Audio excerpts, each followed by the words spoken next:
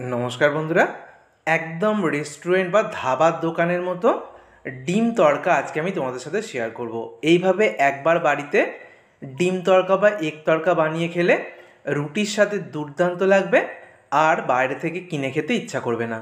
রেসিপিটার জন্য এখানে আমি তড়কার যে 5 রকম 5 মিশালি কড়াই সেটা সারা জলে ভিজিয়ে রেখে দিয়েছিলাম।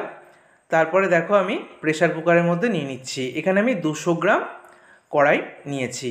এবারে গোটা গরম মশলা দিয়ে দিলাম, তারপরে সামান্য হলুদের গুঁড়ো, তারপর খুব সামান্য কাশ্মীরি লাল লঙ্কার গুঁড়ো, স্বাদ মতো লবণ আর 2টো কাঁচা লঙ্কা দিয়ে দিলাম। এবারে জল দিয়ে দিচ্ছি। জল কিন্তু অতিরিক্ত দেব না, সিদ্ধ করার জন্য যতটুকু লাগে। আর একবার নেড়ে চেড়ে দিলাম। এবার প্রেসার কুকারের ঢাকনাটা আমি বন্ধ করে গ্যাসের ওপর বসিয়ে দেব। তো গ্যাসের ওপর বসিয়ে দিয়েছি। এবার আমি 5টা সিটি দিয়ে নেব। যেহেতু বিভিন্ন রকম ডাল রয়েছে, 5 মিশালি ডাল, তাই সিদ্ধ করতে কিন্তু ভালোভাবে সিদ্ধ করতে হবে। প্রেসার কুকারটাকে বসিয়ে রেখে দিলাম। তারপরে দেখো আমি কড়াইতে সর্ষের তেল গরম করে নিয়ে দিয়ে দিচ্ছি পেঁয়াজ। 2টো মিডিয়াম সাইজের পেঁয়াজ কুচি এখানে দিয়েছি। পেঁয়াজটাকে ভালো করে ভেজে নিয়ে তারপরে আমি দিয়ে দিচ্ছি এখানে রসুন বাটা আর আদা বাটা। আদা রসুনের কাঁচা গন্ধ চলে যাওয়া পর্যন্ত ভালো করে ভেজে নেব। ভালো করে ভাজা হয়ে গেলে এবার কাঁচা লঙ্কার কুচি দিয়ে দিচ্ছি। 2টো কাঁচা লঙ্কা কিন্তু আমি দিয়েছিলাম, তাই বুঝে দেবে। আর এখানে টমেটো দিয়ে দিলাম। এখানে আমি 2টো টমেটো দিয়েছি। টমেটোটা যখন নরম হয়ে আসবে তারপরে আমি প্রেসার কুকারের ঢাকনাটা খুলে তোমাদেরকে দেখিয়ে দিচ্ছি। দেখো তরকার যে ডাল সেটা কিন্তু খুব ভালো মতো সিদ্ধ হয়ে গেছে। দেখো গোটা গোটা থাকবে কিন্তু খুব ভালো মতো সিদ্ধ হয়ে যাবে। তারপরে এখানে আমি টমেটো যখন গলে গিয়েছে বা নরম হয়ে গিয়েছে, হলুদের গুঁড়ো, কাশ্মীরি লঙ্কার গুঁড়ো, জিরে গুঁড়ো, ধনে গুঁড়ো, স্বাদ মতো লবণ আর অল্প চিনি দিয়ে দিলাম। আর একটু জল দিয়ে দেবো মশলাটাকে ভালো মতো কষানোর জন্য। মশলাটা ধরেও যাবে না, খুব ভালো করে মশলাটাকে কষাতে হবে। গ্যাসের ফ্লেমটাকে আমি মিডিয়ামে রেখেছি। তো মশলাটা যখন খুব ভালো করে কষানো হয়ে গেছে তখন আমি যে 5 মিশালি তরকার ডাল বা কড়াইটা সিদ্ধ করে নিয়েছি সেটা দিয়ে দিলাম। এবার 2 থেকে 3 মিনিট সব কিছুকে একসাথে খুব ভালো করে নেড়ে চেড়ে নেব। খুব ভালো করে মিনিট 3 মতো নেড়ে চেড়ে নিয়েছি। তারপরে আমি দিয়ে দিচ্ছি জল। এখানে আমি গরম জলের ব্যবহার করছি। 2 কাপ মতো এখানে জল আমি দিয়ে দিলাম।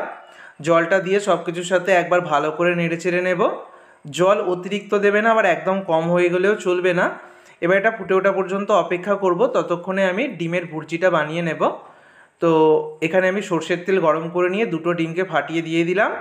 ডিমের মধ্যে আমি এখানে স্বাদ মতো অল্প পরিমাণ লবণ আর গোলমরিচের গুঁড়ো দিয়ে দিলাম। এবার ডিমটাকে ঝুড়ো ঝুড়ো করে ভেজে নেব। তো এইভাবে ডিমের ভুজিয়া বা ডিমের ঝুড়িটা বানিয়ে নেব। তো 2 থেকে 3 মিনিট সময় লাগবে এটা বানাতে।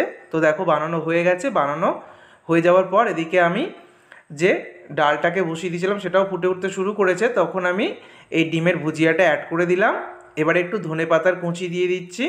ধনেপাতা কুচি দেওয়ার পর একটু কসুরি মেথি অ্যাড করে দেবো। কসুরি মেথি মুদিখানা দোকানে পেয়ে যাবে আর হাতের মধ্যে ঘষে দেবে। তো সব কিছুই দেওয়া মোটামুটি হয়ে গিয়েছে। এবার খুব ভালো করে নেড়েচেড়ে নেব। দেখো গ্রেভিটাও কিন্তু ঘন হতে শুরু করে দিয়েছে। এবার তড়কাটা বানাতে হবে। তো এটা ফুটতে থাক।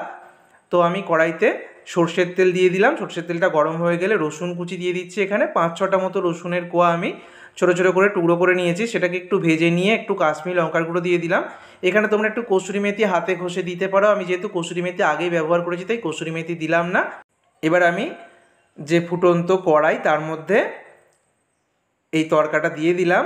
এবার সব কিছুকে ভালো করে একসাথে নেড়ে চেড়ে মিশিয়ে নেব। দেখতেই পাচ্ছ কতটা সুন্দর হয়েছে, একদম ধাবার মতো লুকসটা চলে এসেছে। আর একদম শেষে একটু তড়কা মশলা অ্যাড করে দিলাম। এই তড়কা মশলাটাও কিন্তু তোমরা মুদি দোকানে পেয়ে যাবে। তড়কা মশলাটা অ্যাড করলেই কিন্তু ওটা একদমই রেডি হয়ে যাবে। দেখো কত সুন্দর হয়েছে। এর থেকে বেশি গ্রেভিটা ঘন করবো না, কারণ ঠান্ডা হয়ে গেলে বা একটু পরে কিন্তু এটা অনেকটাই টেনে আসবে। এবার দেখো এখানে আমি সামান্য বাটার দিয়ে দিলাম। গ্যাস অফ করে দিয়েছি। একটু বাটার এইভাবে দিয়ে ঢাকা দিয়ে কিছুক্ষণ রেখে দেবো। তারপর আমি তোমাদেরকে দেখাচ্ছি। আর দেখো মোটামুটি মিনিট 15 পরে আমি তোমাদেরকে দেখাচ্ছি কত সুন্দর, একদম রেস্টুরেন্ট বা ধাবাতে যেরকম এগ তড়কা হয় ঠিক সেরকম লুকস চলে এসছে। এইভাবে এগ তড়কা বা ডিমের তড়কা একবার বাড়িতে বানিয়ে খেও, রুটির সাথে দুর্দান্ত লাগবে আর ধাবা বা রেস্টুরেন্ট থেকে কিনে খেতে ইচ্ছা করবে না। ভিডিওটা ভালো লাগলে বন্ধুদের মধ্যে অনেক অনেক শেয়ার করো। সকলে সুস্থ থেকো। ধন্যবাদ।